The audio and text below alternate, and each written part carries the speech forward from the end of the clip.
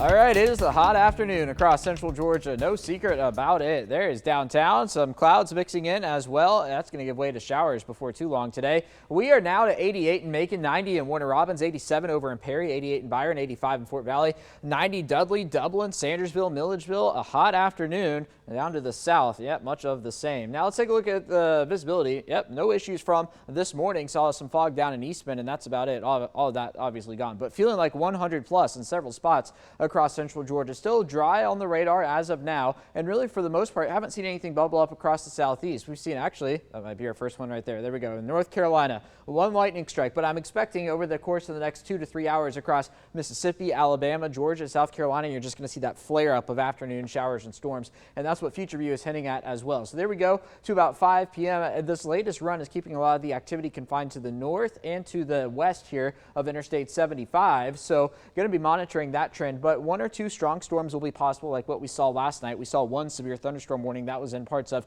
Hancock County, Washington County near the Deep Step area. I believe parts of Baldwin County were clipped with that as well. Now tomorrow morning we will be almost completely dry across central Georgia, but then tomorrow afternoon we do much of the same thing. That run on Future View had us getting to 96. I think I've got about 95 tomorrow, but then still hanging on to 1 or 2 storms through the evening hours before we dry out for Sunday morning. And then guess what we do on Sunday? The same thing all over again. But the change for Sunday is, notice we stay dry through most of the afternoon. It's going to be into the evening hours where we have the potential for storms across central Georgia, and that has now garnered a level 2 risk from the Storm Prediction Center. Damaging winds, large hail possibility, a level 2. That's going to be all of central Georgia. So Future View shows you through Monday afternoon another round of storms, and in fact I think that's actually going to be the main event for us as we work our way through the afternoon hours on Monday, and that's going to bring with it probably another round of strong storms. But that front that brings the storms with it, notice how it moves down to the south. It should clear central Georgia, meaning we'll be drier, not completely dry, but drier by the time we get to the middle part of the week. As for today,